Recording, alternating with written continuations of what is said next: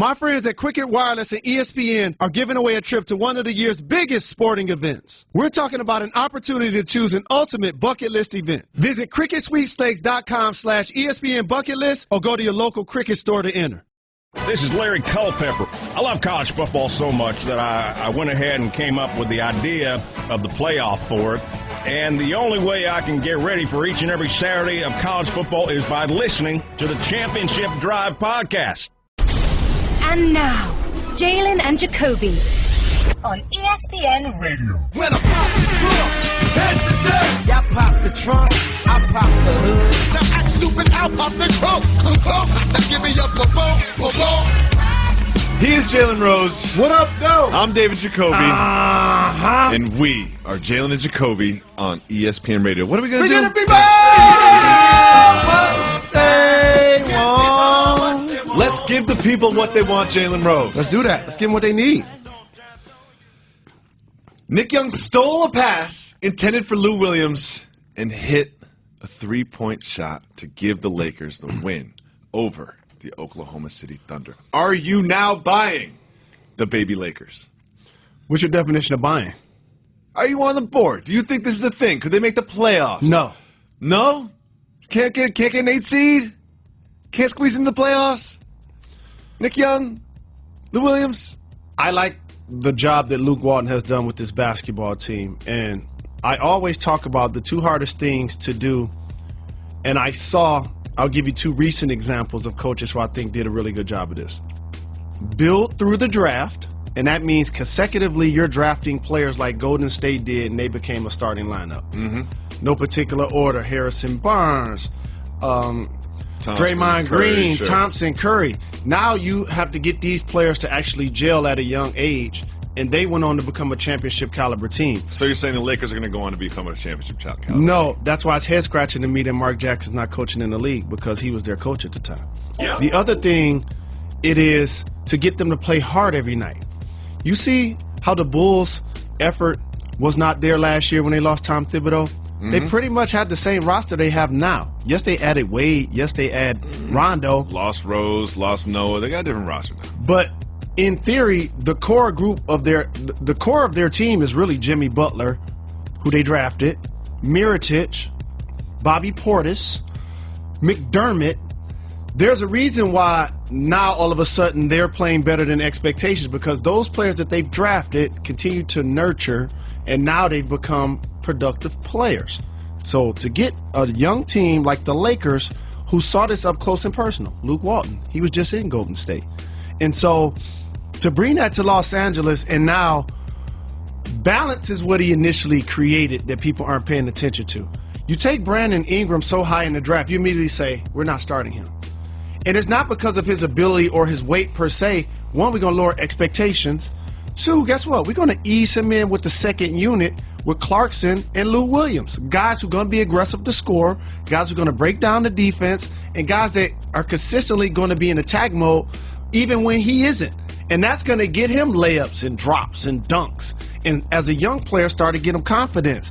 And so to see how they're playing, in particular in their most recent game, winning without D'Angelo Russell, it's really impressive. And Timothy Mozgov, we all will joke about the kind of contract that he got, but it's just a going rate for a big man in the NBA. If you can walk and chew gum and be 7 foot in the league, guess what? That's $10 million. Timothy Mozgov has played like 6 games where you were convinced he was the best center in the future of the league. Absolutely. And there's a term I always make sure that I have to acknowledge. Veteran. And that's what Jose Calderon and Nick Young are. They'll never be all-stars. They'll never be the kind of guys that get maximum contracts, but productive players in their own right. Sure. And Nick Young, still doing those type of things he did in Washington, because when you steal the ball from another player, that shot must go in. Yeah, it has to. Okay?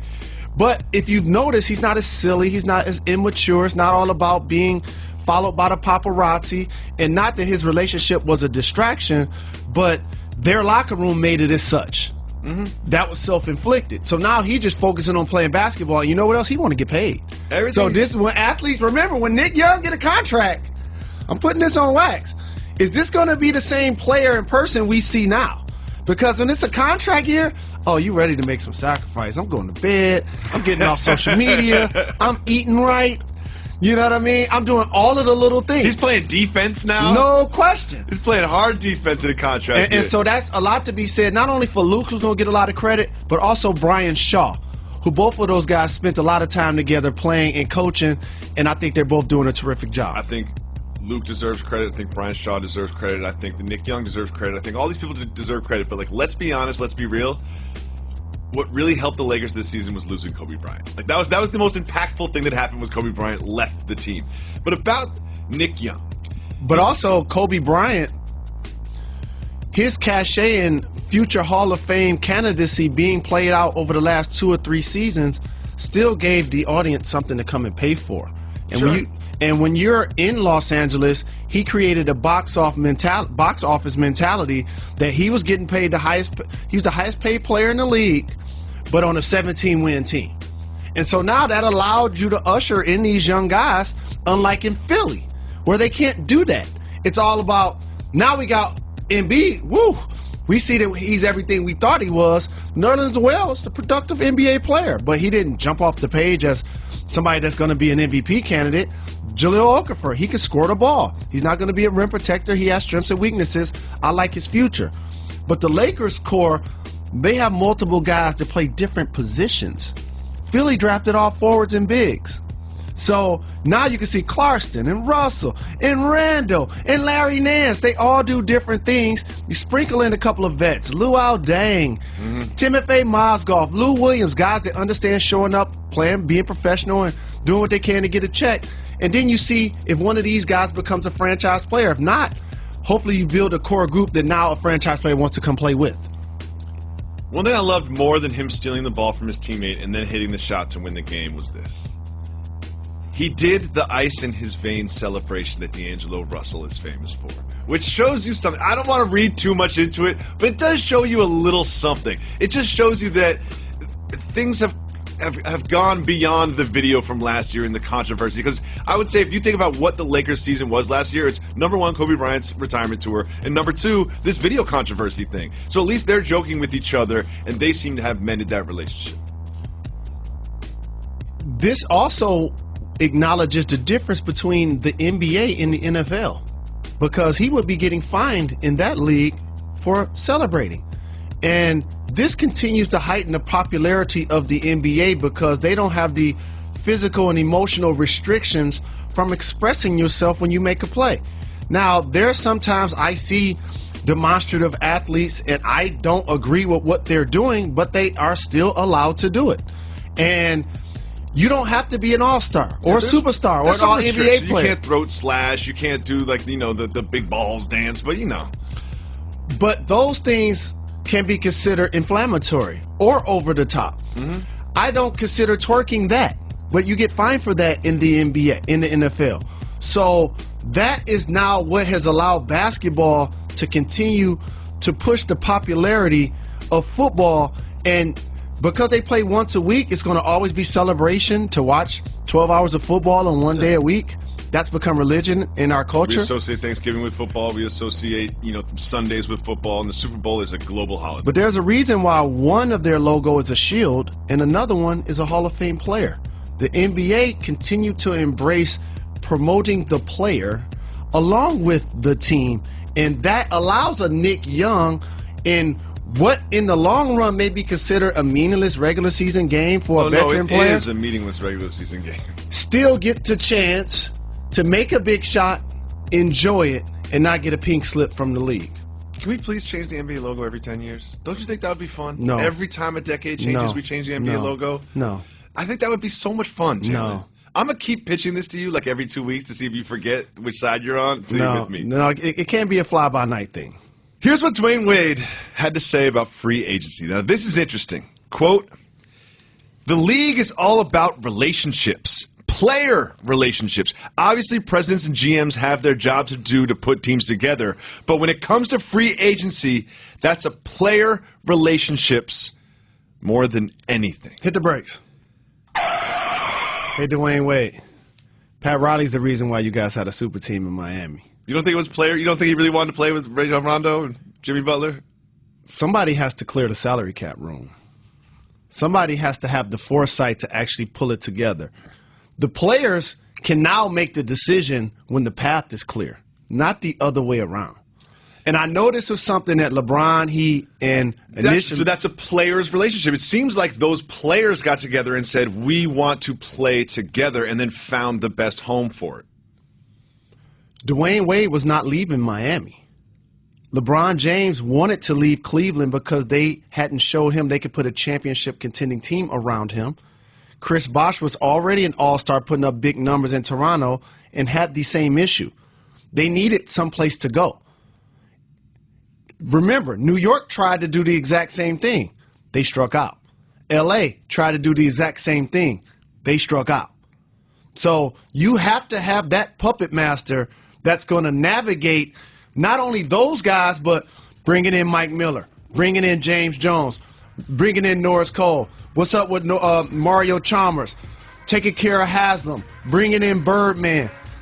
What's up with Ray Allen, getting him from Boston, who made the big shot in Game 6 of the NBA Finals on their home floor.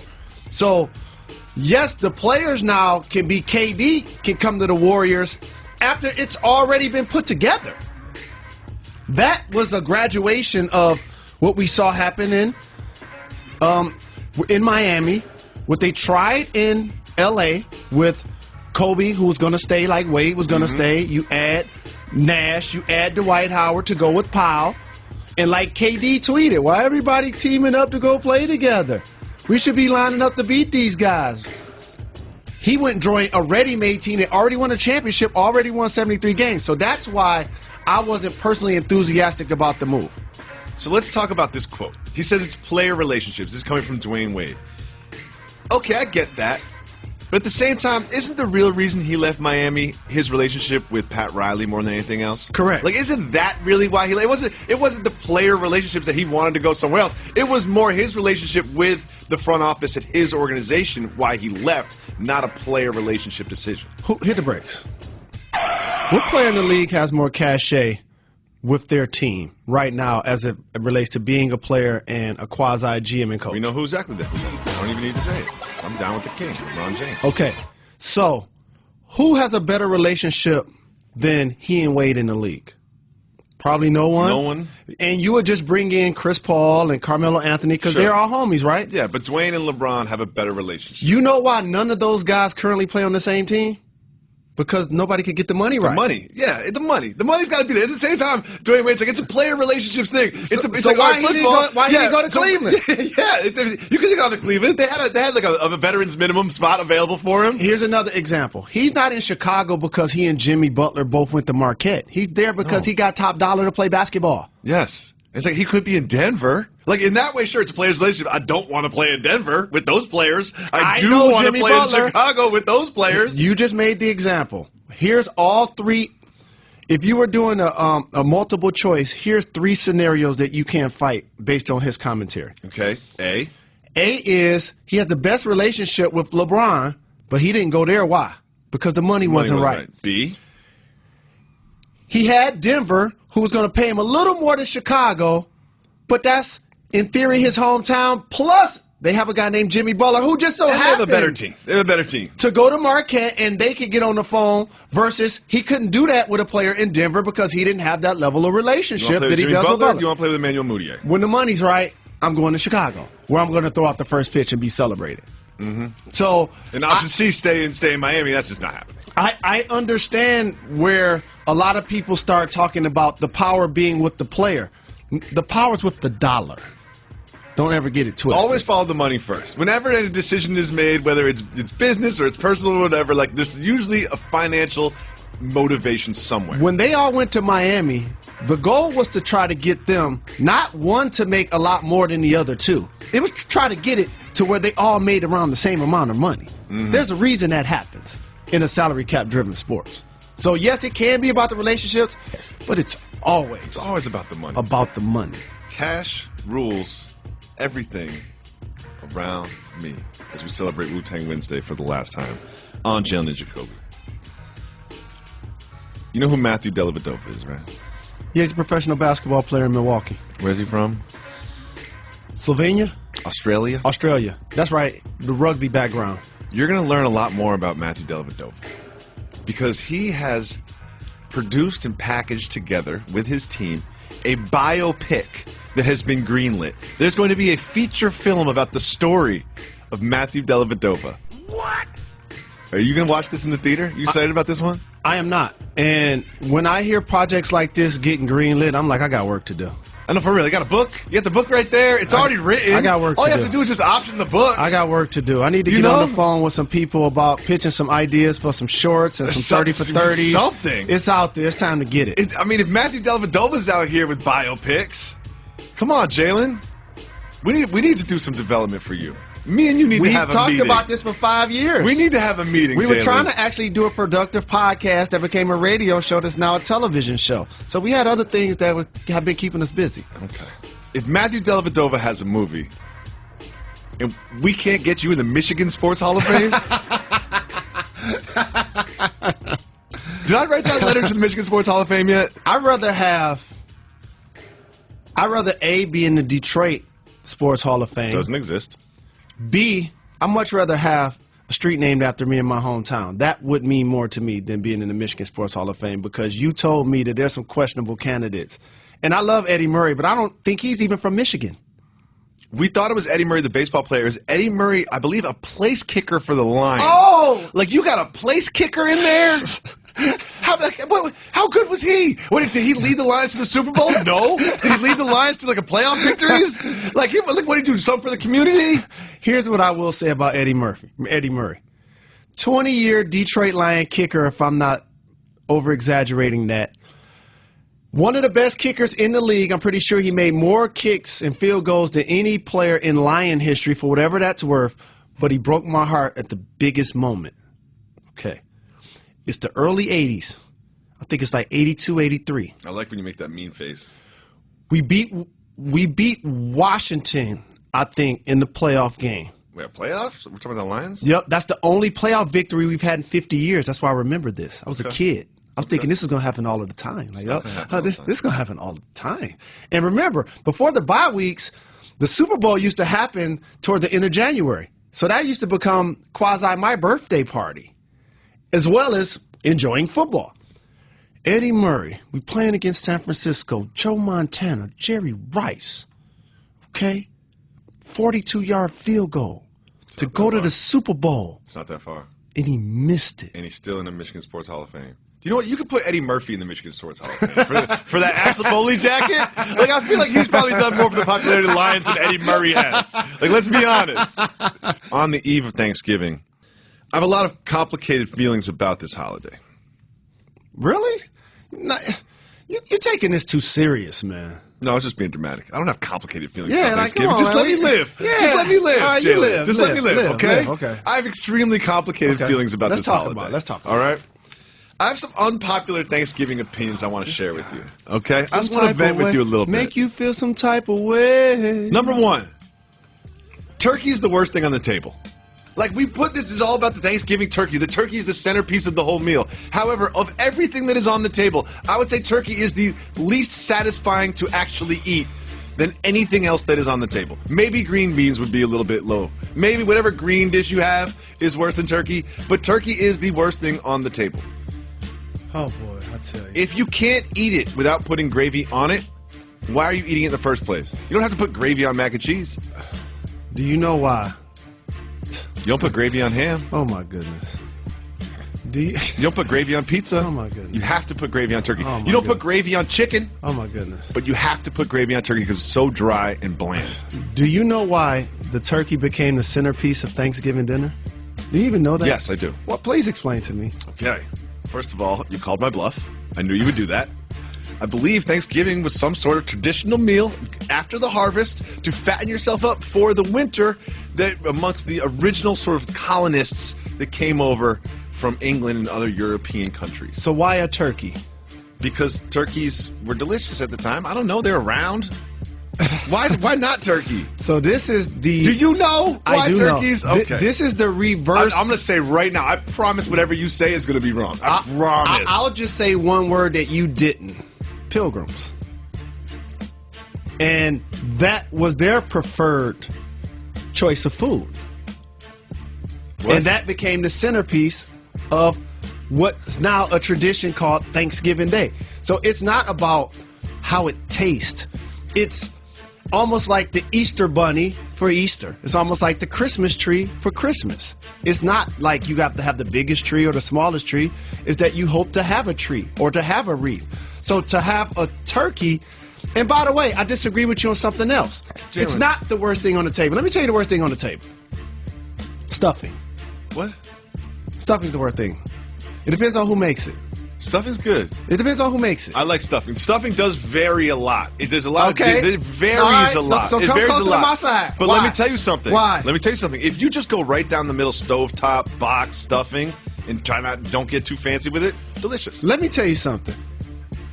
Everyone who has Thanksgiving potluck type dinners, they make sure they pay attention to who's making the stuffing. Because you could get that one wrong. More so than any other thing on the table. Turkey, and I'm a dark meat fan, especially if I can get a deep fried turkey, I disagree with you. Not the worst thing on the table. The colonists hunted wild turkeys since 1621.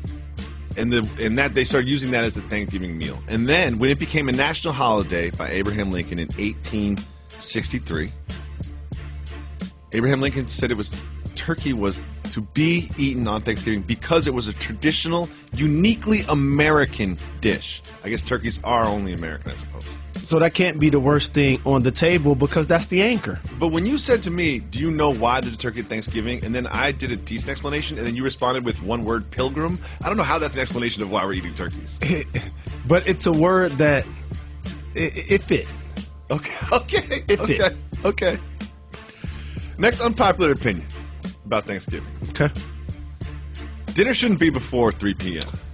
This guy. I don't want to eat dinner at 2. That's lunch. Hey, man. It's lunch. If it's 1:30 and we're sitting down for dinner, what is this anyway? That's a glorified lunch.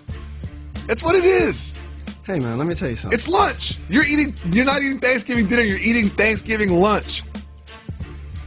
Do you feel like that on any other day of the year? Yeah, every other day of the year. If you eat at 1:30 or 2 o'clock, you are eating lunch. Do you know what menu is at the restaurants? The lunch menu when you go there. You still can eat as much as you want, regardless of the menu. It's not about quantity, it's about branding. It's not Thanksgiving dinner. It doesn't designate the portion. And if you eat at 2 o'clock, you know exactly what you're going to do at 8 o'clock. Eat again. That's actually Thanksgiving dinner. So you mean to tell me it's okay to, for example, eat macaroni and cheese and greens and turkey, but it has to only be after 3 p.m.? I want to sit down for Thanksgiving dinner between 4 o'clock and 5 o'clock p.m. I think that's an ideal time for the actual meal. Here's what you're also underestimating. This is why this day has no time. No time for this day. Because some people have to work and some don't. Most people don't work. Some people have multiple family members and friends to visit. So it gives you the opportunity, staggering the times of your hosting, to have your family and friends come by. It's not about the time of day. It's about getting a chance to see your family. That's why this is one of my favorite I'm not against holidays. Seeing family, Jalen. I'm just against sitting down to eat dinner at 1:30 p.m. Next unpopular opinion. Pie is overrated. If pumpkin pie was so good, why don't we eat it the other 364 days of the year? If pumpkin pie is so special and so delectable and so great, how come you don't eat it any other time of the year? There's only one day out of the year you eat pumpkin pie. Seriously? People eat dessert all of the time, David. Not just on Thanksgiving. Jalen. Pumpkin pie, sweet potato pie, cakes. That is a Thanksgiving thing. Ice cream I love. I just think pie as a dessert is overrated. I would just you know what? I'll take the pie a la mode. Hold the pie. Just the a la mode. I'll just have a scoop of ice cream. My next unpopular Thanksgiving opinion. Don't even show me any leftovers, any remnants of Thanksgiving on Saturday. Like, don't try to give me some mac and cheese, no mashed potatoes. See, you gotta hit the brakes real quick. Don't say Saturday. What about Friday? Friday's okay. Friday's still okay. leftovers. Friday's okay. It's still leftovers. Friday's okay, but once it gets to Saturday, no hedge. thank you. We don't do that here. Either you eating the leftovers or you're not. I'm only eating the leftovers because I'm forced to. There's just nothing else to eat. Well, then don't say you don't eat them and enjoy them. Because I don't really enjoy them. I don't enjoy them as much as I would. I don't want to eat the same meal 3 times in a row. And once Saturday comes around. No. You said you don't eat leftovers, but guess what you're going to be doing this Friday? I don't have an option. Eating leftovers. I don't have an option. You do have an option. I don't. You have cash, Friday night credit. Dinner? Friday night dinner, I will not be eating leftovers. I will not be eating leftovers on Friday night. I promise you. You know why? You know why? You know why you won't be eating leftovers Friday night? You know why? Because you're going to be eating that same dinner in the afternoon before 3. No, Jalen. On Friday. I'll have... What are you going to be eating on Friday? Leftovers. Okay. Before 3? Because it's just rude not to eat them. So are you going to eat them before 3? Yes. Oh, so why can't you eat dinner before 3 on Friday, but you can't eat dinner before 3 on Thursday? Jalen, I don't want to sit down for Thanksgiving dinner before 3 p.m. You're going to do it on Friday. I think you don't understand the concept of dinner. I know what you mean. No, you mean everybody food. everybody's sitting down, whatever. Yeah, it's 12 me grabbing of us. some turkey out of the fridge at noon on Friday is not eating dinner. It's lunch.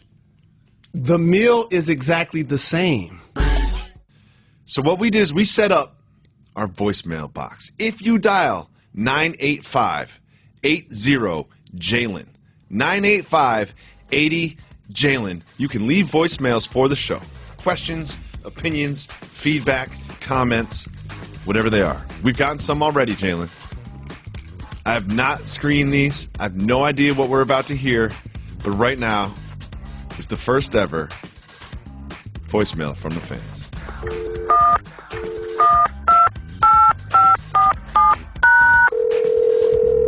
What's up, guys? This is Alex from Buffalo, New York. Just wondering what your thoughts are on the Bills this year, as well as will Kemba Walker be an all-star? Thanks. Big fan of the show, and keep giving the people what they want. The Buffalo Bills? Mm-hmm.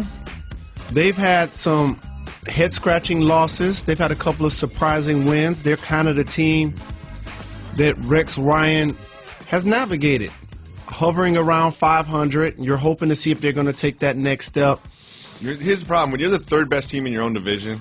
Correct. And so since the AFC at the bottom is up for grabs, they are in the mix with other teams like Miami to see if teams that weren't in the playoffs last year can be in the playoffs this year. Is Kemba Walker going to be an all-star? If they continue to have a top 4 record in the East, absolutely. Because he won't get voted in by the fans, but at that point, he'll get voted by the coaches. Because if you look at the guards off the top of my head, there's going to be Kyrie, Dwayne Wade, the Jimmy Butler, Toronto.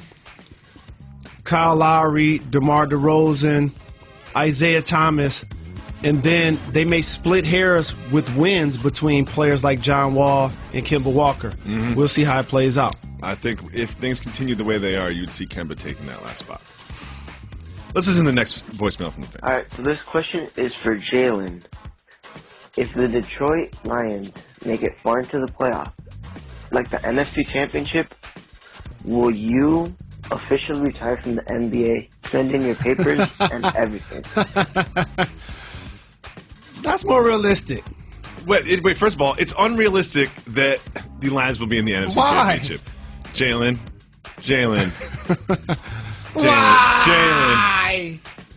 The NFC Championship game is going to be Seattle at Dallas. That's exactly what it's going to be, and we all know that. The Lions might make the playoffs, definitely will not win a playoff game. Definitely will not win a playoff game. But you will also retire from the NBA on this show at one point. If they did, I would. That's the safest bet in the world. No, it's not. You just said that they didn't have a chance. If the Lions win the Super Bowl, can my son Quincy do your shape up every week for NBA Countdown? No. They have to win like as many as the Celtics, 11 and 13 years. Can my son Quincy do your shape up once? Yeah. Just once? Yes, as long as I don't have Countdown that day. Okay. Let's listen to the next one. What up, though? What up, though? What up, Jalen and Jacoby? This is Six Diddy from Seattle. And my question is for David Jacoby. As a fellow Costco man, do you prefer the hot dog, the Polish dog, or pizza? And do you like to eat it before you shop or after? All right, y'all. Thanks. Bye. Great question. You know, I think a lot of people think that the best thing about living in Los Angeles is the weather. It's not. It's Costco. And I have known that Costco was going to be this big a part of my life when I left New York City. I would never move to New York City in the first place.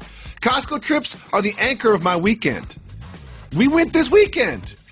Got one kid strapped to me, 2 kids in the cart, it's raining, parked far away in the parking lot, go into Costco, no samples. I love the details. It sounds like a Spice One record. I basically say, oh, what should I feed my kids? What should I feed the kids today? Costco? You can just go there and feed your children. No samples. Crazy in there this weekend. Everyone's getting their hams and their turkeys. However, to answer his question, it's the pizza. In Costco, unless you're a Costco vet, you don't know this. They have special phones. Like the White House has special phones, Costco has special phones. Oh, that's the best analogy you can come up with. And they have a hotline pizza phone. It's red. I know when that hotline bling. And you can go to the hotline bling and you can just order your pizza so you pick it up after you've shopped. And that's what you want to do. To answer his questions, you want to take your pizza and then take it home. As we learned from order the great pizza. American philosopher David Jacoby. Always order the pizza well done. Costco is... The lines for pizza at Costco are crazy. Like, you should just... If anyone just needs to start up a business, just here's what you do. Call it Costco Parking Lot Pizza. Just sell it for $2 cheaper. Domino's Pizza in a new box in a Costco parking lot. I love Costco so much. Let's listen to the next one. Jalen, I got a question for you. I have a debate with my coworkers. Who's a better player, Dwayne Wade or Reggie Miller? I say Reggie Miller. What do you say? I love this segment, and I'm glad it's a part of the show. Great job to everyone involved. I see this is going to be a staple. Terrific question, and I'm torn because Reggie Miller is like my big brother in the league. Showed me a lot, taught me a lot, played almost 6 years with him. Him coming off screens and his ability to shoot threes and be clutch, those attributes are unmatched. You're going to say people shoot as well or come off screens as well. You're not going to just say Ray Allen or Steph Curry just flat out better. Like, he's going to be in that conversation. Dwayne Wade, however, has a different game. Very different game. The exact opposite game. It was more mid-range. It's more post-ups. It's more, now he's able to shoot the three, but he's more of a slasher, a finisher, a scorer. He's led the league in scoring. And he's going to get more rebounds and assists consistently. So let me do this to you, Jalen. So, and plus he's won 3 championships. What do I always say when we're evaluating players? What do I always say? Just before you even say it, what do I always say when we're evaluating players? Offense is only 50% of the game. So if they are sort of like, let's say, equal offensively. Who's the better defender? Dwayne Wade, Reggie Miller. 50% of the game. Dwayne Wade has more blocks for a shooting guard, I think, in the history of the game. Now, that's a tricky stat because they weren't always keeping blocks in the league. That just started since the merger. No one's ever said Reggie Miller shut down defender. So with that being said, and if you notice, I didn't just say the lame fan and media answer, oh, he got 3 rings! So that means he's the best. He got 3 rings. Like Fire Marshal Bill. People do that so quick. He got 3 rings. That means he's better. How many rings does Reggie have? I just think because of what you said, and it just so happens that he has 3 rings, the answer is Dwayne Wade. I agree with you, but you know why I agree, right? Because he's got 3 rings. Let's listen to the next voicemail. Oh, what's up, guys? I love the show. Jalen, could you rate my Lions roar? Let's go like A, B, C, D, like you're a professor. B-. I see. I'm going C. C plus. He had to really warm up for it. Like, you just do it spontaneously. Yours lasts longer. Yours has more passion. You know what I'm going to say? I'm going to guess he's not even a Lions fan. He doesn't ride every Sunday with the Lions the way you do. He doesn't feel the roar. But you got to understand something. Being a Lions fan is not as easy as jumping on the bandwagon as you see so many people just so happen to be Steelers fans or Cowboys fans or Yankees There's fans. no one on the Lions bandwagon right now. Correct. There's no one. And it's empty. It's not even moving. It just so happened that those teams have the most championships. Knock, knock, wink, wink. Lakers, Celtics. You get my point. So to have anybody do the Lions roar is a C right off top. Right off top. Right off top. Male, female, young, old. If anybody does the Lions roar, that's a C.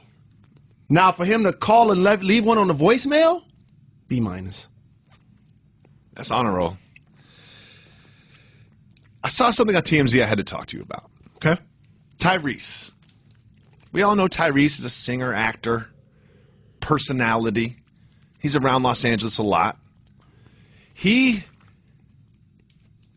was tired of going to the dry cleaners and being overcharged. So what he did is he opened up Voltron dry cleaners. Not his own dry cleaners that he's just owning and operating. He put the dry cleaners in his own garage. What? So he never needs to leave the house to get his clothes dry cleaned. Do you think this is excessive? There's an industry clearly for dry cleaning, which is why so many of us actually use it. Sure. And that's not as outstanding of an idea as people may think. Oh, it's crazy. Let me tell you why. Just think about in your life, how many times do you have to get suited and booted? Not too much. Correct. In his life, he has to do it frequently. Do you know that for a fact? Yes, you just said he was a singer, an actor, a personality. Okay. A model. He's a model. Okay. Drake is all those things, but you don't see him suited and booted all the time. He's also about his fashion. That's his industry. Don't forget that.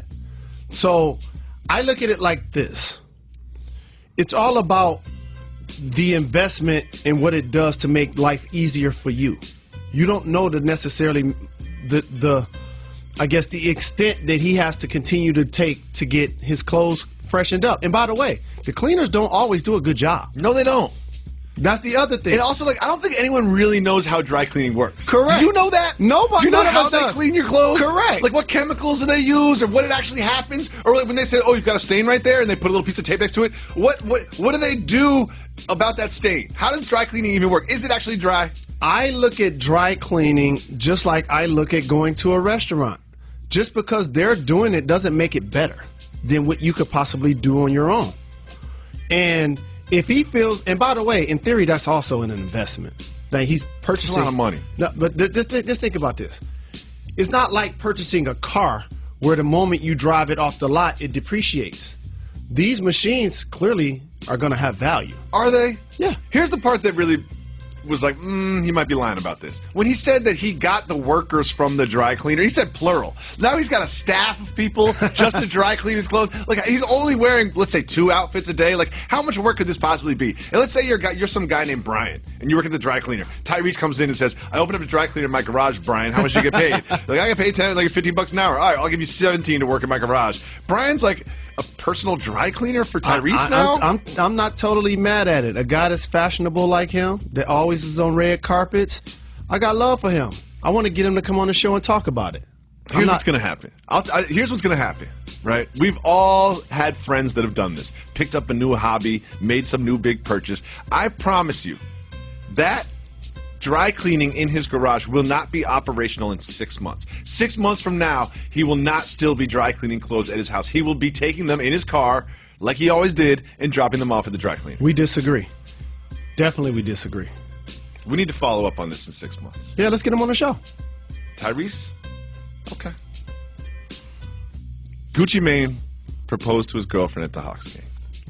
Gucci! It was during the kiss cam. It was a nice moment. She said yes, and they're now going to be married. Do you think he regrets not getting down on one knee? No, he's wearing white. I just kind of felt like, you know... They wanted to go to dinner afterwards. You can't have a stain on your pants at dinner. It just kind of felt like, you gotta go down on one knee, Gooch. Do it right. You only get one shot at it, man. Do it right. Here's what I learned about happiness. People get so caught up in following trends as opposed to doing what makes them and their mate happy. And it plays out a couple of different ways. One with the ring. Like whether the ring is how many carats or it's out of a cereal box.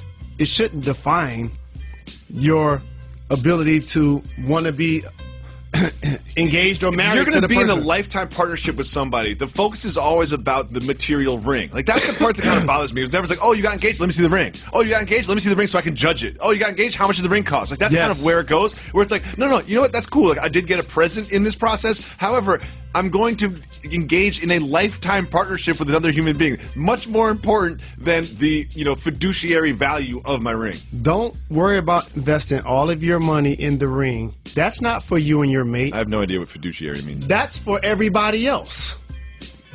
That's like getting a material thing. Also, it's not about where. So it could be a Hawks game. It could be somewhere on a romantic trip. You don't know what makes them tick. For all you know, she could love the Hawks and they watch a lot of Hawks games. Maybe they met at a Hawks game. Or maybe they met at a Hawks game. Probably not. So that's again why I have no problems with him doing him. Congratulations. He's been putting out some fire too since he's been out. He has. He's putting out a lot of work. So here's one piece of advice I have to everyone who's considering proposing to their girlfriends. Everybody plans the proposal meticulously. Like, people really coordinate these proposals and work on them for a long time to get them right. Here's one thing I've learned when I went through this process. You should plan what to do afterwards. Like I just said, you get out on one knee, and all of a sudden you go to dinner, you got black stains in your knees. You just stop off at Tyrese's house on the way home and just get that taken care of. It's in a different state. It's just a joke, Jalen. You have to prepare what's going to happen after the proposal. Because what you end up doing is you're so excited, you call your friends or whatever, then you're like, what do you want to do tonight? Like, I don't know. Maybe there's some re-airs of Friends on. Like maybe we could watch Martin on TV Land at night. Like, you need to plan the entire evening experience, not just the proposal. And you probably shouldn't do it at a Hawks game. I'm just throwing it out there. Your opinion. Maybe Jumbotron proposals.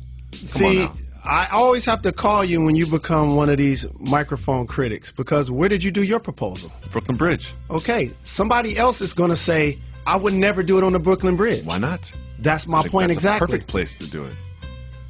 Who would ever say you shouldn't do it on the Brooklyn Bridge? Why would they say that? Who would ever say that? One is played out. Two, it's a bridge. Is that played out? The Brooklyn Bridge is played out? The Brooklyn Bridge is played out.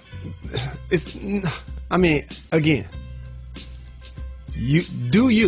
that made you happy. That made him happy. More importantly, both of your brides, his future, said yes. That's all that matters. That's all that matters. Not the size of the ring, not how much you spent on the wedding, not where you proposed. It's the union. I'm happy for him. Happy for you, too. If you take anything away from this conversation, it's three things. Number one, it's not about the ring. Lifetime partnership should be the headline. The ring should just be a footnote, okay? That's for everybody else. Number two, plan the proposal, but also plan the post-proposal celebration. And number three, I forgot. So here's what Derrick Rose told Carmelo Anthony about Thanksgiving. Quote, I just asked where his family's going and asked if it was cool if I came over. He said yeah, so I don't think I have to bring anything but an appetite.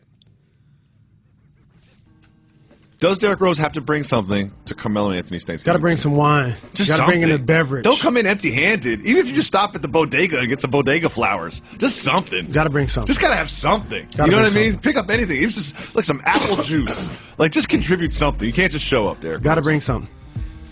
Bill Belichick on Thanksgiving, quote, it's about family, friends, good food, and football. How can it get any better than that? One of the all-time greats.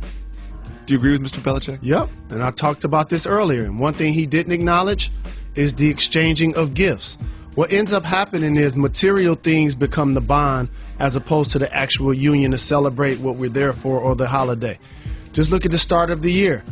Valentine's Day, Easter, birthdays, Christmas. They always involve the exchange of gifts. Thanksgiving does it. I love Thanksgiving meal. What time? 4 o'clock. There's a big college football game coming up. Big college football game coming up. All I know is The Mitten's on fire right now. Lions in first place. Michigan playing for the collegiate football playoff. Swung the election. I don't know about all that. What about the Pistons moving downtown? Really happy with what I'm seeing right now. Michigan's playing well in basketball. Here's the thing. The Michigan women's basketball team went on a 52-0 run in a game. They're balling, and I got a chance to meet them as well as the men's team at their Midnight Madness this year and introduce them. Big shout DJ Khaled. But here's the thing. Will Wilton Speight play? That's the key. Okay, let's say there's two ways that can go, yes and no, right? Will Wilton Speight play? There's two ways that can go, yes or no. Yes, he plays. Is he going to be hobbled? Is he going to be effective, right? No, he doesn't play. Can they possibly win? I don't think they would put him out there if he's hobbled enough not to be effective, because Jim Harbaugh just wouldn't do that. But there has been a distinct difference between when he's running the offense versus when John O'Corn is running the offense. And so playing on the road against your arch nemesis, and they have J.T. Barrett at quarterback, who on a given Saturday can look and perform like an All-American, that's what I'm looking at. And how he's going to be shadowed by Jabril Peppers. I love the Peppers and Barrett matchup. That's something that I'm going to be watching a lot for. Peppers is an extremely exciting professional prospect. He's an extremely exciting professional prospect. I look at college football and college basketball as, feeding systems for pro basketball and pro football. I'm glad you're owning it. Like, it's not student athletes to you anymore. Yeah, I went to New York University. Like, it's like whatever. Like, so I don't really care about which team wins or loses or whatever. I look at these and I say, oh, what's he going to be like on Sundays? And when you look at this game in particular, you look at someone like Peppers, and it's just like, there's not too much of a template for someone like him playing in the NFL. I agree with you. And what's unique about him is that, in theory, he plays linebacker. But you move him all over. Use him as a D-back. Use him as a safety. Use him as a blitzer. Kick returns. Use him as a kick returner. Use him in a wildcat. Sure. Here's what he's going to do this weekend. Saw this happen before. I've seen this movie. What's this? With a guy named Charles Woods. I've seen this movie before. Don't be surprised. He's going to get a touchdown one of these ways. Mark my words. Either a punt return or he's going to catch one. Mark my words. Peppers is going to do that this Saturday. A receiving touchdown for Peppers. The game starts at noon Eastern. Guess where I'll be? I don't know. Watching the game. I mean, that wasn't a tough guess, Jalen. It'd be weird if you were doing anything else. But it's 9 Pacific. That's a 9 a.m. game I'm going to be watching.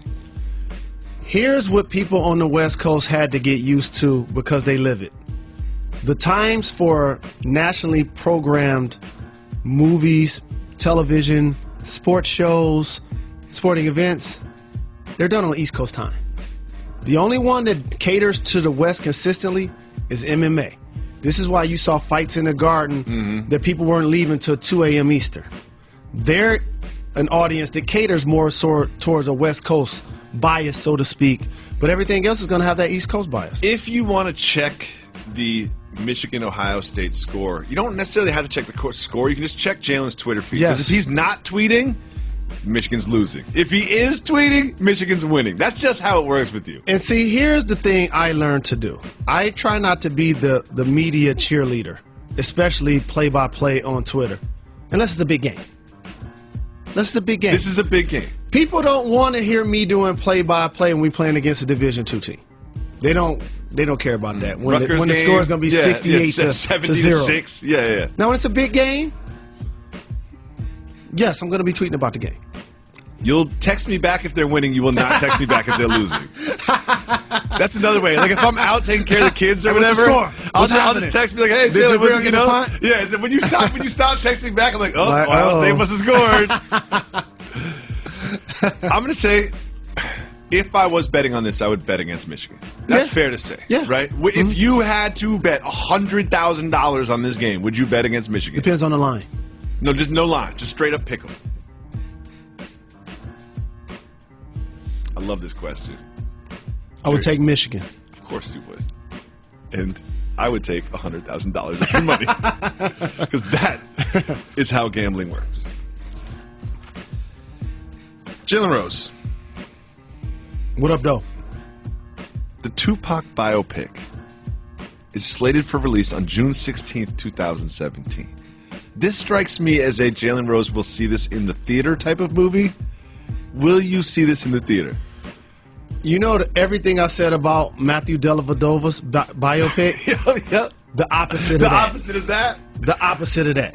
Not only will I see it, I'm going to see it the night it comes out. No, you're not. No, you're not. No, you're not. Yes, I am. No, you're not. Yes, I am. No, you're not. Yes, I am. You lying? Why you I am. always lying? Depends on where I am. Yeah, it depends on what's going on. Worst case you scenario, might see it like Saturday. that weekend. Yeah, that weekend. You know, go to a matinee showing. Yeah. How many popcorns will you get? Large, extra butter. Back at my playing weight.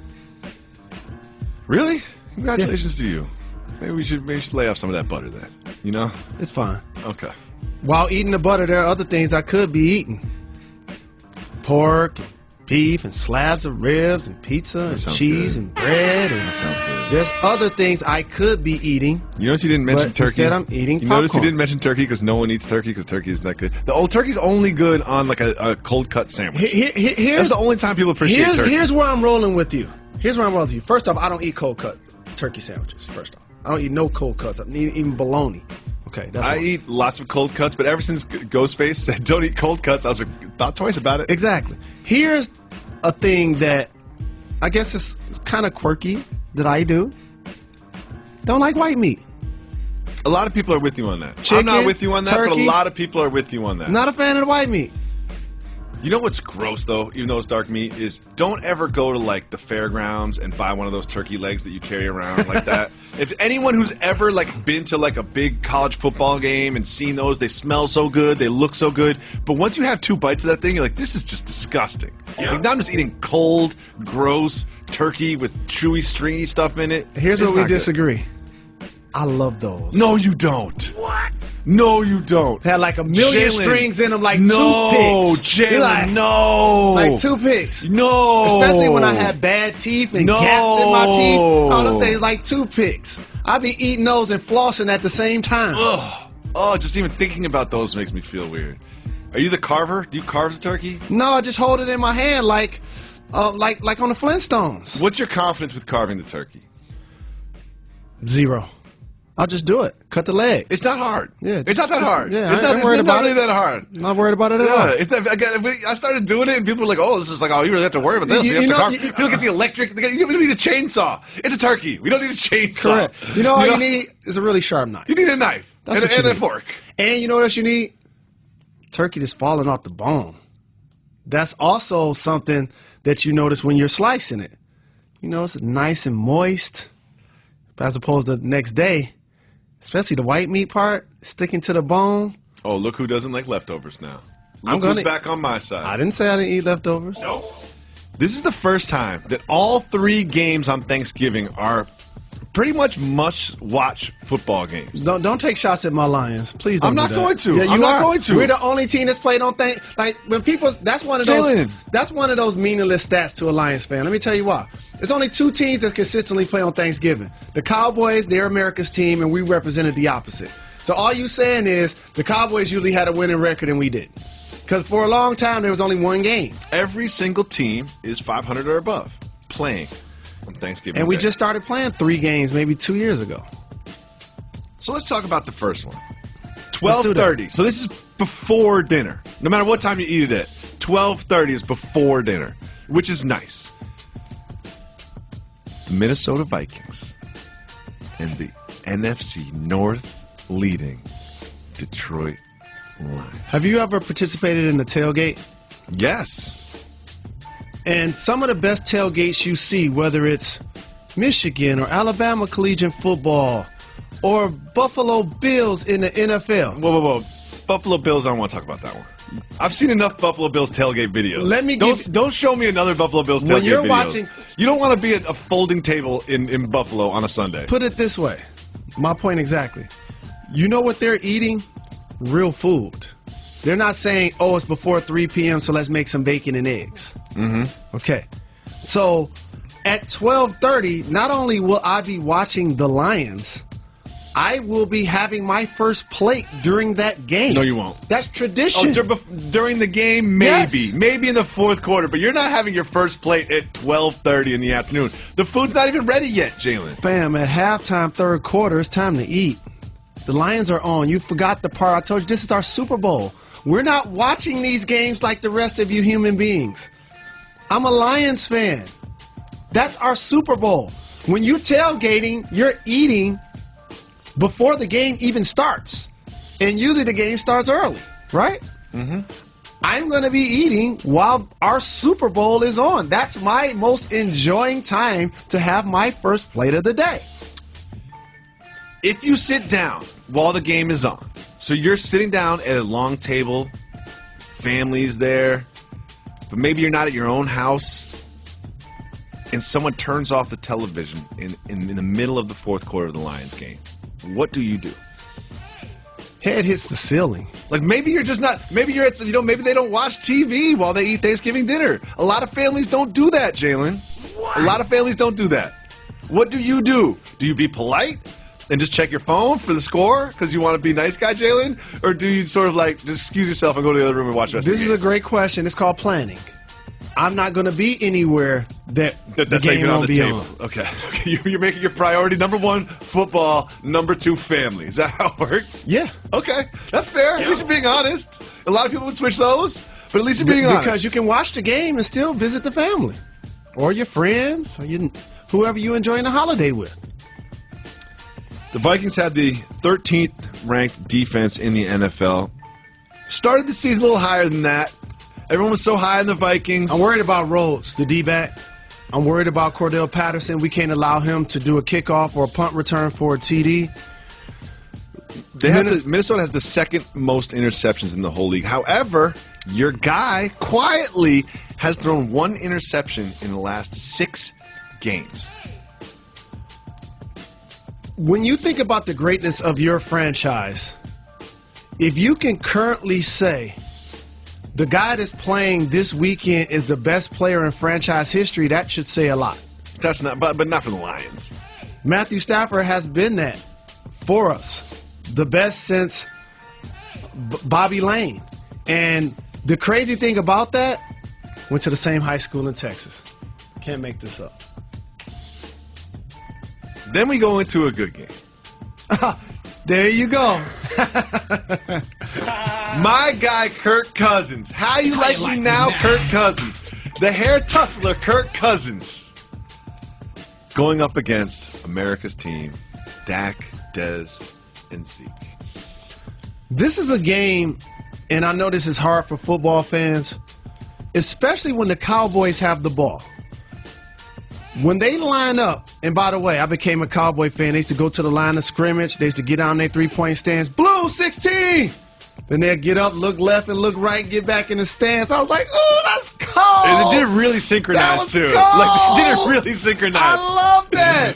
I was like, I want to be Ayrton Tall Jones. Yeah. I want to be Randy White. I want to be Everson Walls, Butch Johnson, Billy Joe Dupree.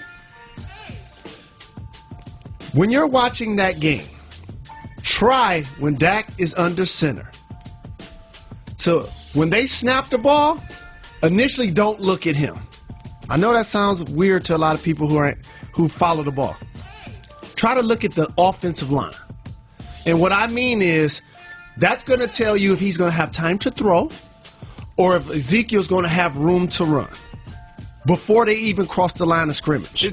The offensive guards will tell you what play the team is running, not the quarterback. Correct. You know what I mean? This is anyone who's actually played football knows this, that you key the offensive lineman because if there's some sort of counter action or some sort of play action, they will tell you what kind of plays is running. And if you're just a casual football fan, it's a really good exercise to do. Watch the offensive line, and then you will see, even though it looks like he's about to hand it off, the offensive line is standing up in pass protection. Correct. And that duel of line of scrimmages, Dallas offensive versus Redskins defenses, is where the game is going to be won or lost for either team. I know it's a divisional game. The Cowboys have won a franchise record 9 straight. I'm excited to see Dez versus Josh Norman. But Josh Norman's not going to follow Dez. What is this about? It's like, come on. Just do it. Don't not do it for the first 3 quarters, then do it in the fourth quarter like you did last time. I agree with you. But this also notes the players that are really special that have spoiled us, like Deion Sanders, that just automatically expect that, oh, you're just going to distort your entire defense so one guy can follow another receiver around. That just showed the type of greatness that Primetime had. Yep. But with that being said, one team is a lot healthier than the other, and that's the Cowboys. That's who I'm picking to win on Thanksgiving Day. I was a little excited about Pittsburgh, Indianapolis, the night game. Until Andrew Luck. Yeah, Andrew Luck's not but let's playing. be honest. With no Andrew Luck, this one might be the one that I don't watch.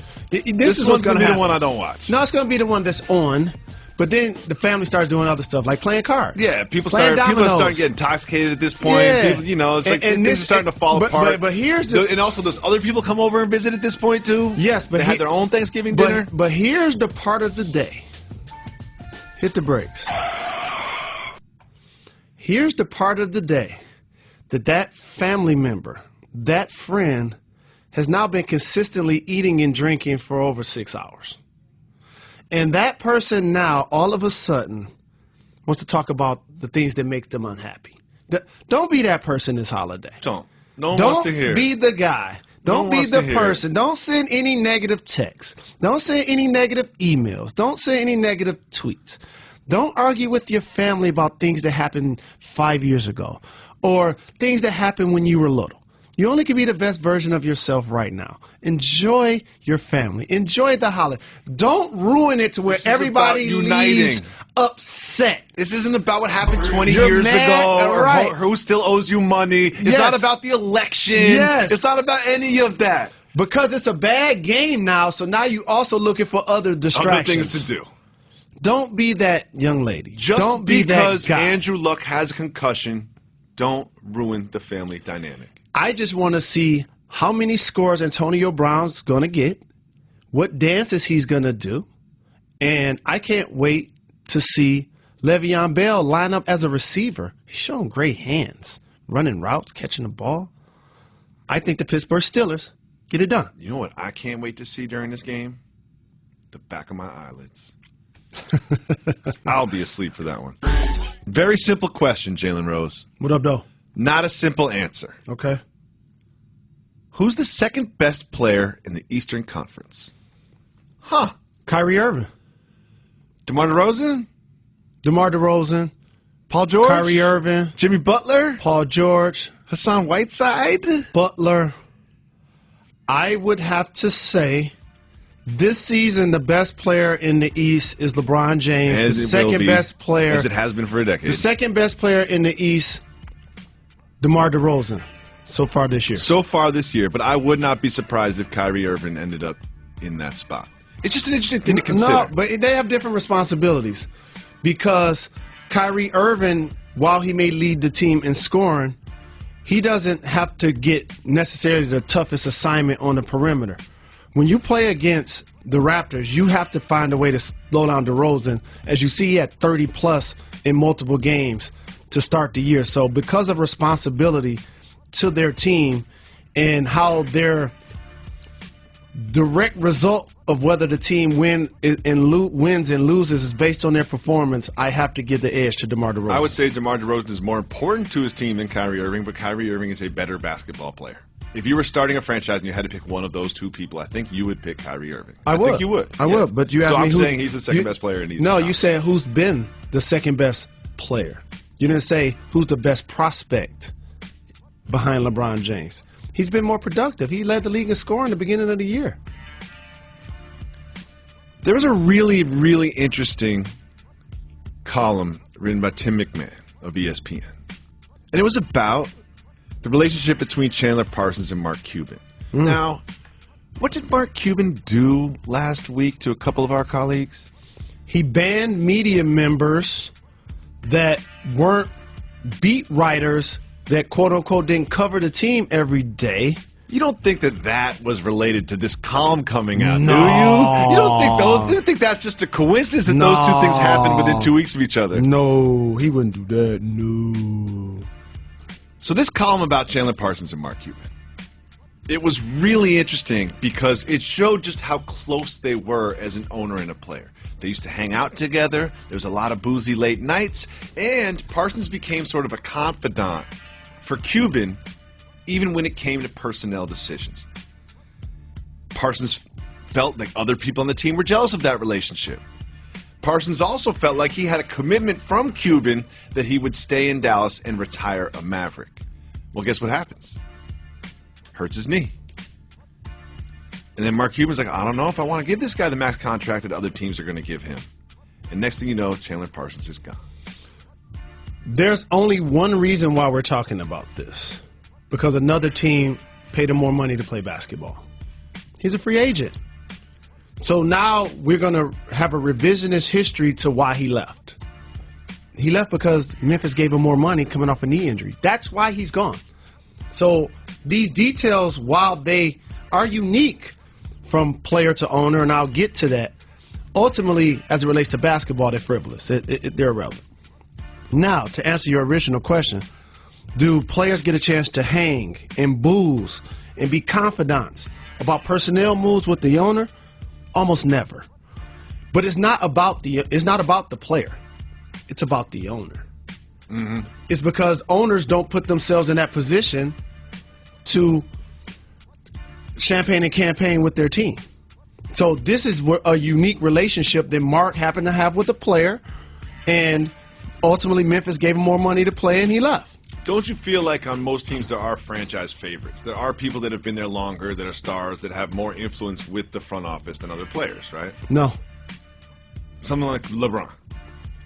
I mean, he's unique because he is like the biggest star in the league. But that can't be the best example because remember what he did when he was trying to win a championship, right? He left. I think that's fair. You've never been on a team where you're like, ooh, that guy's got the ear of the coach a little too much. Let me tell you what I learned. Take us behind the curtain, Mr. Rose. I remember being on a bus about to play basketball in Boston when it was the return of Larry Bird, who now works for the Indiana Pacers, not the Boston Celtics where he became a Hall of Fame player. How about Isaiah Thomas? He went on to be an owner not with the franchise that he won championships with, an expansion team in Toronto. How about Michael Jordan? He's not a part of the ownership group in Chicago. Nope. He's not a part of the ownership group in Washington. He ended up with the Hornets. So those are three of the greatest players to ever do it. So when I see LeBron James leaving, Dwayne Wade leaving, Paul Pierce leaving, I'm not surprised. There are only a few guys like Kobe, Dirk, Tim Duncan, Reggie Miller, Malone, and Stockton that get the chance to play 15, 20 years with the same franchise. It just doesn't happen. So it does not surprise me that A, a guy like Chandler Parsons had to go somewhere and get his money, and or B, that you think that you have some leverage until your productivity wanes, until your salary demands are a little bit higher than they're willing to pay. Knees get Everybody's expendable. DeAndre Jordan, that whole experience was sort of led by Chandler Parsons, left Mark Cuban a little bit of egg on his face. In this column, you see that Parsons put on social media a picture of him and Jordan, which also irked Mark Cuban. Mark Cuban seems a little sensitive. Seems a little sensitive when it comes to this stuff. A little bit. A little bit. Sensitive banning media members. That's what I don't like, because what ends up happening is, and I obviously pay more respect to the guys that's day-to-day following the team, but at some point it's okay to have different voices inject what they see in their opinion. That's why we get now, as media members, different voices out to the fans. I mean, I don't know if this is a fact, but this is what it feels like happened. Mr. Cuban, I'm doing a profile on you and Chandler Parsons about your relationship and some of the late nights and how that thing ended. Would you like to comment? No. And then, all of a sudden, the credential is revoked. Those two things are most likely related. Agree. Because you could tell there wasn't a lot of words from Mark Cuban's side in this column, and there were a lot of words from Chandler Parsons' Well, side. here's what you can tell. Unfortunately for Dallas, you bring in Wes Matthews from Portland, and while he's shown flashes, hasn't been the type of productive player he was there after his injury. You bring in Harrison Barnes, who's scoring the basketball better than he ever has. And Bogut is trying to give you quality minutes, but all of a sudden you look up and they're in the West. They have one of the best coaches in the league, but you look at their records, they're struggling. Rick Carlisle, who you know, was asked about keeping morale up and things like that. He says, well, at least we're not digging ditches. What do you think about that statement? Appreciating your craft. It's one of those things when you have a long 82-game season and it's 9 months. It becomes cliche to think guys just get up and do it because it's their job. You have to love this. You have to want to do this. When your body's aching, you're not in first place, you're not playing well. Yes, you're getting paid a king's ransom to play a kid's game. But if you work any job, there's always somebody else to say, oh, if I had that job, I'd do it for less money. Of course. I would never take days off. I would never complain. Yeah, show up early, leave late. Until you get the job. And you know what it becomes at that point? Your job. Just because you're getting paid tens of millions of dollars doesn't mean it's kind of annoying to show up every day. You know what I mean? Doesn't mean that you wouldn't rather do other things with your time, and especially when you're losing. And also when there's a physical element to it. When there's a mental element to it, an emotional element to it, and it's all for public consumption. It's not like this is being played out in a vacuum. Like everything you say and do can and will be used against you by fans and other media types. If you're an accountant, if you're a teacher, if you're a cop, if you're whatever, a janitor, at the end of the day, you don't look at the board and be like, oh, I lost. Oh, I won. You know, like there's this resolution at the end of an athlete's job, which can be bad for morale. Because the Mavs right now are really bad. They're not winning the championship. They're going to be in the lottery. And they've paid a lot of money for a lot of free agents not to be. And one thing I look forward to is watching Mark Cuban melt down throughout the season. I remember those who's better, Darren Williams or Chris Paul conversations. No one's having those conversations now. Nope. Jalen Rose. What up, though? Here's what we do in this show. We got to give the people what they want. Part of giving people what they want, taking their questions. First question we have is interesting. It's from Jeff. Who did Jalen dislike more when he was in college, Duke or Ohio State? Duke. I knew that wouldn't take long. Because I was 0-4 against them. And while Ohio State is a rival, it plays out more in football. Definitely. And the best players on their team, I actually got along really well with. In particular, one that was a couple of years older than me, Jim Jackson, who's still my peoples to this day. If your name is James Brown and you send us a question, I'm going to ask it. Just on the strength of James Brown. James Brown wants to know, bold prediction, Mark Jackson to be the next coach for the Timberwolves. Hold on a second. Didn't they just hire Tibbs? Correct. Didn't they just make him the GM? They'd just be throwing away like $40 million. You know, speaking of throwing away, here's what I never understood about the recent Knick hires. There are so many people with Knick ties that are really good at standing on the sideline and coaching basketball, Patrick that have Ewing had comes to mind. success. Mark Jackson comes to mind. Jeff Van Gundy, Tom Thibodeau. Yeah. I would have thought that they would have relied on those roots to actually get a coach. Not in Phil Jackson's phone, though. You have to be in Phil Jackson's phone to coach the Knicks. That's just how it works. Next, we're going to go to a voicemail. What's up, Jacoby and Jalen? I listen to your podcast every episode while walking my dogs. I wanted to ask you guys, who is the better defender in terms of helping their team's overall defense? Draymond or Kawhi? Thank you. Keep up the great work. Before you answer that, Jalen, a couple things. Number one, big shout out to people. I love people listen every day. I love just being part of people's lives like this because we do this every day. And I love that people enjoy it every day. Second of all, I love that he's walking these dogs. We put out an hour podcast. That's a long walk. You know, like this dude's he's got a lot of dogs. Representing. Man. Got some healthy dogs. Next, Draymond or Kawhi, who's more important defensively to their team? The responsibilities that they share are equal. So if I was going to split hairs, I'll do it by acknowledging that Draymond also gets to play with another All-NBA defender in Klay Thompson. Yep. While Kawhi Leonard will have to consistently take on that matchup himself nightly. Yes, Draymond Green at 6'7" does a really good job of playing against players that are bigger than him. And rebounding. And leading the team in assists. But in a guard, perimeter-oriented league, every night, if you look at the schedule, there's somebody that needs to get defended that can go off for 25 or 30 points.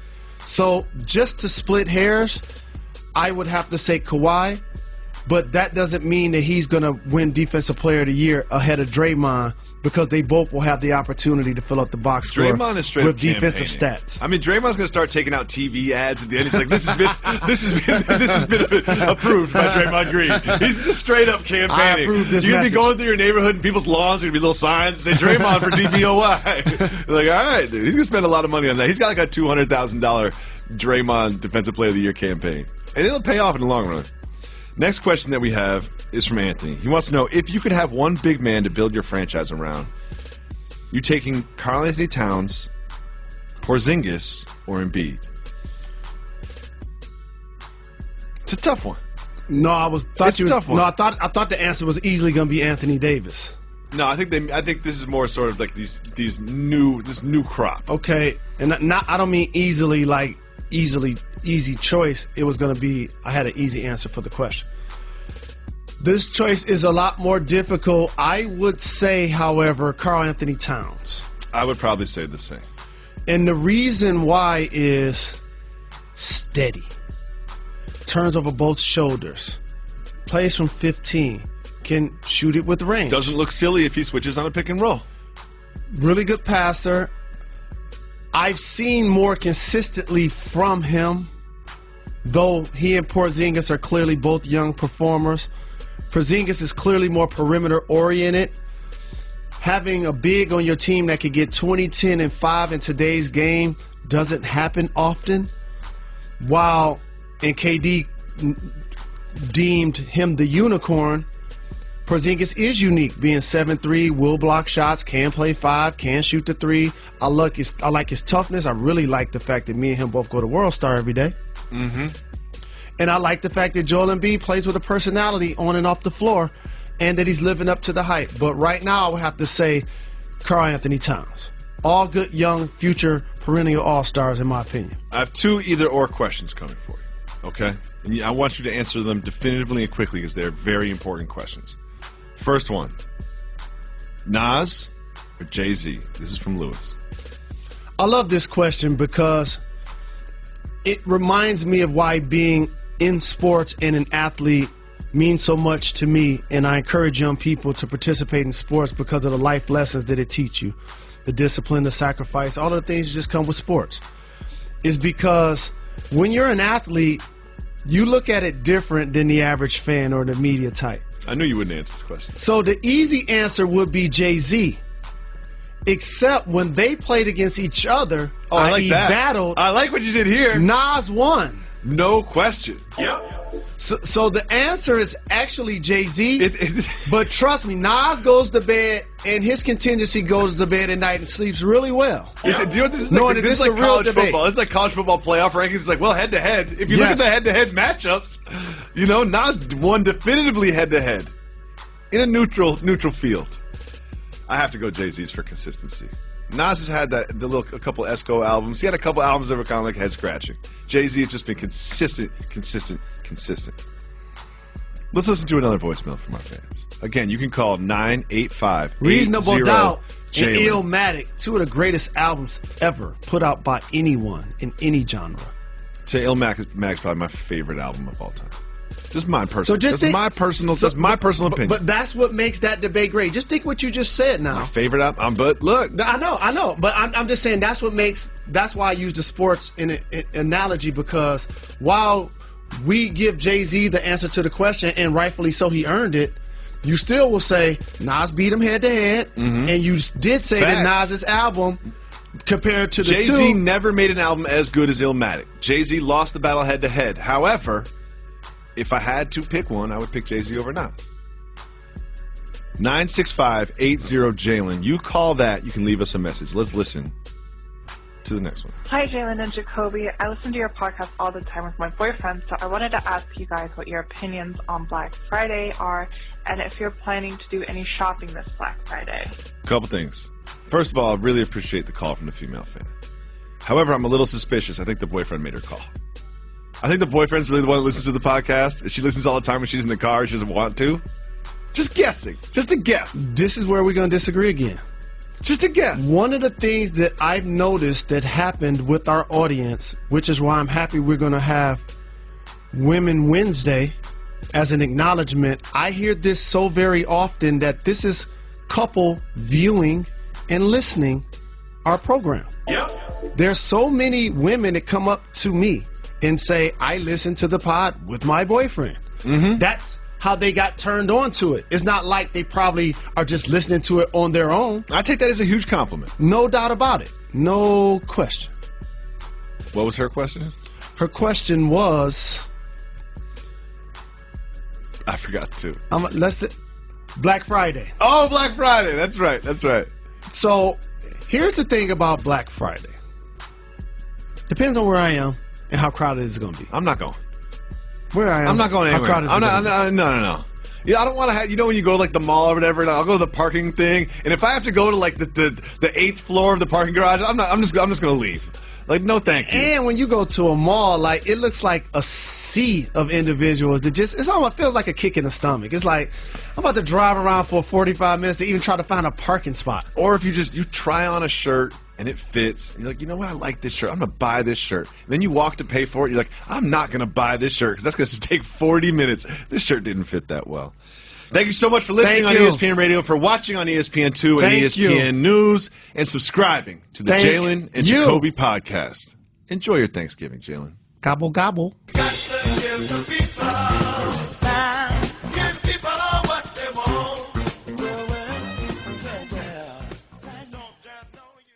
This is Larry Culpepper, inventor of the college football playoff. Goes without saying that I know about a good idea or two when it comes to college football. And the best idea out there is to subscribe to the Championship Drive podcast in the Listen tab of your ESPN app. North Carolina is still alive for the ACC's Coastal title. It's North Carolina State's final shot at bowl eligibility. Coverage begins Friday morning at 11:30 Eastern on ESPN and on ESPN Radio.